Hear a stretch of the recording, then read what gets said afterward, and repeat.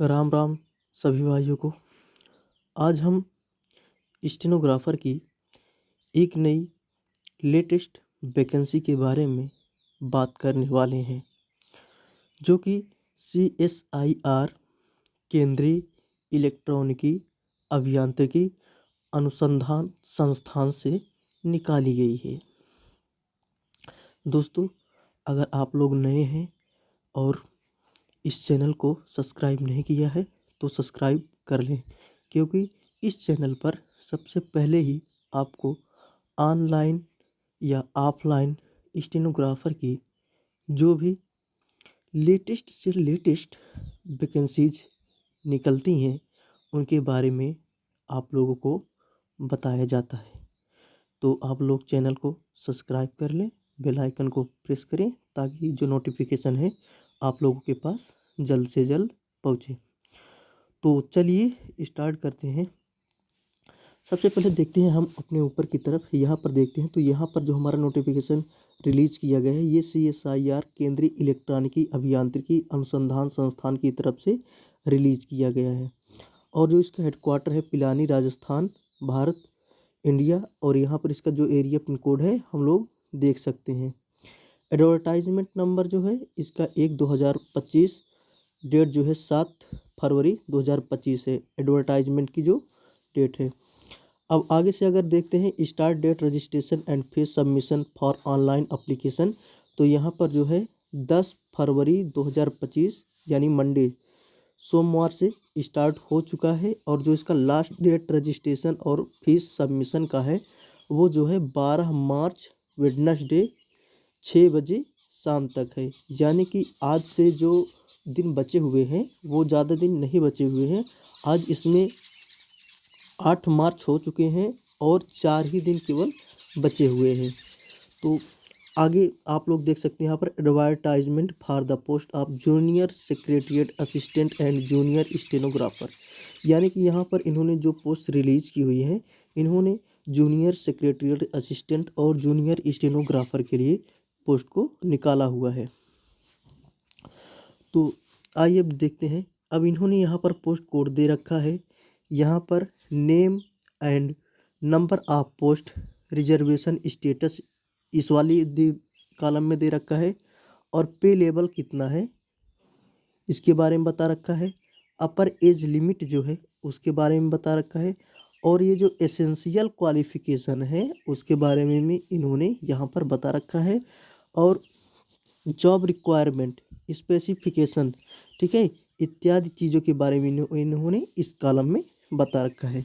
तो देखते हैं। सबसे पहले ये जो हमारा है JSC junior secretarial assistant general, इनकी जो नंबर ऑफ वैकेंसीज है वो केवल एक वैकेंसी है, और वो केवल जो है जनरल की तरफ से निकाली गई है। यानी कि वो जो वैकेंसी है एक वैकेंसी है और जनरल कैटेगरी के लिए निकाली गई है।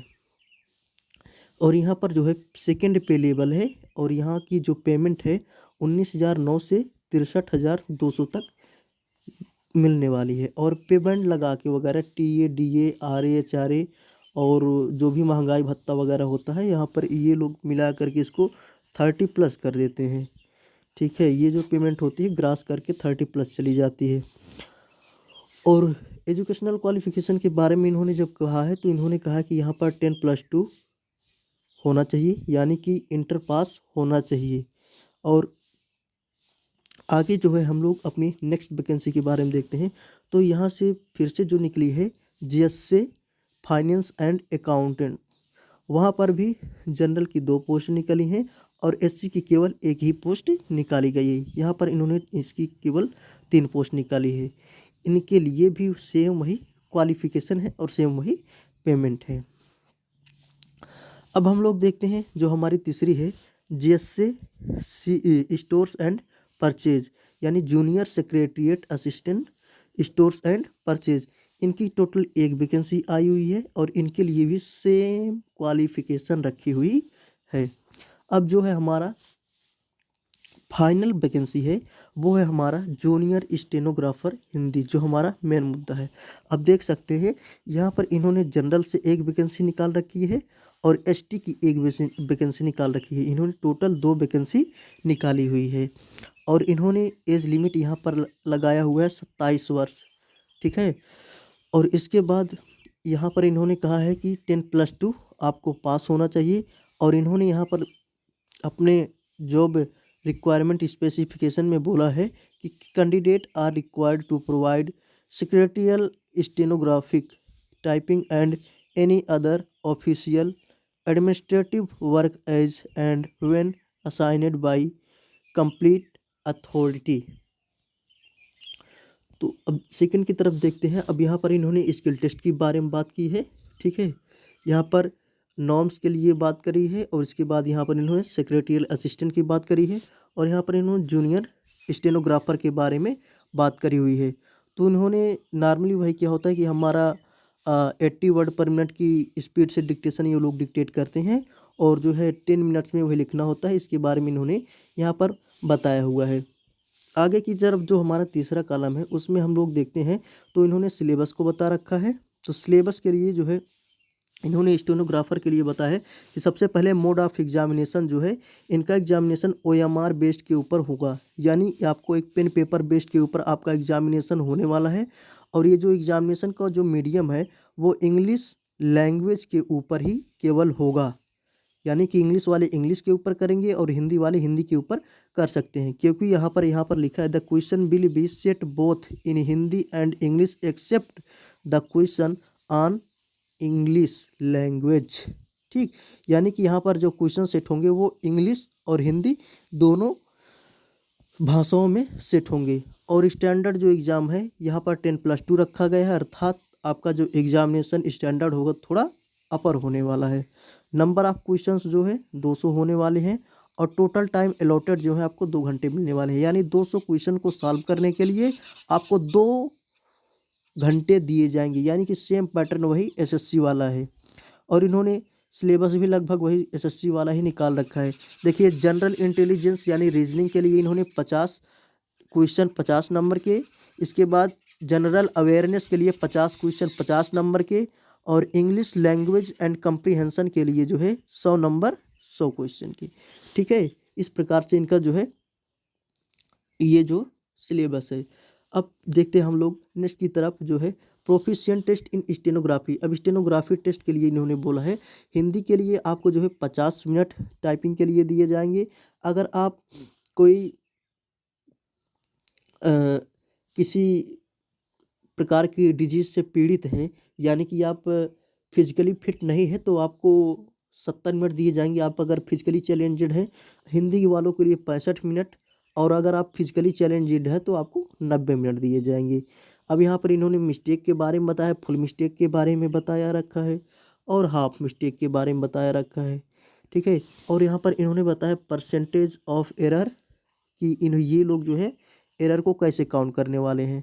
तो यहाँ पर percentage of error full marks by 2 × 100। इसके बाद number of word in master passage. ठीक है, इन्होंने ये लोग जो है ये फार्मूला अपना यूज करने वाले हैं। तो अब जो है यहाँ पर आप लोग देख सकते हैं बेनिफिट्स अंडर काउंसिल सर्विस, आपको क्या क्या बेनिफिट्स ये लोग देंगे। और इसके बाद general information and other conditions के बारे में इन लोगों ने बता रखा है। यहाँ पर आप लोग उसको ग्रुप में जब नोटिफिकेशन डाल दिया जाएगा तो आप लोग उसको देख लेना है। और ये जो नोटिफिकेशन हमारा है ये व्हाट्सएप ग्रुप में हमारे पढ़ने वाला है, तो वहाँ पर आप लोग ज्वाइन हो जाइएगा। तो इसके बाद यहाँ पर क्या है, no interim inquiry of confederation will be interfered. ठीक है, तो यहाँ पर एज लिमिट और रिलैक्सेशन के बारे में इन्होंने बात किया हुआ है। ठीक है, तो इन्होंने डायरेक्ट यहाँ पर लिखा हुआ है, यहाँ पर आप लोग देखते हैं age relaxation to personal with benchmark disabilities, age relaxation of 10 years, total 15 years for SC and ST and 30 years OBC candidates non creamy layer as per rules is upper age limit shall be allowed to persons suffering from following benchmark disabilities as GOI instructions irrespectively of fact whether the post is reserved for the person disabilities or not। ठीक है, तो इन्होंने यहाँ पर जो अपना है वो उसके बारे में इन्होंने कन्फर्म कर दिया है। और इसके बाद जो है इन्होंने डॉक्यूमेंट के बारे में बता रखा है। आप लोग यहाँ पर देख सकते हैं कि यहाँ पर आपका हाई स्कूल का, इंटर का मार्कशीट लगने वाला है।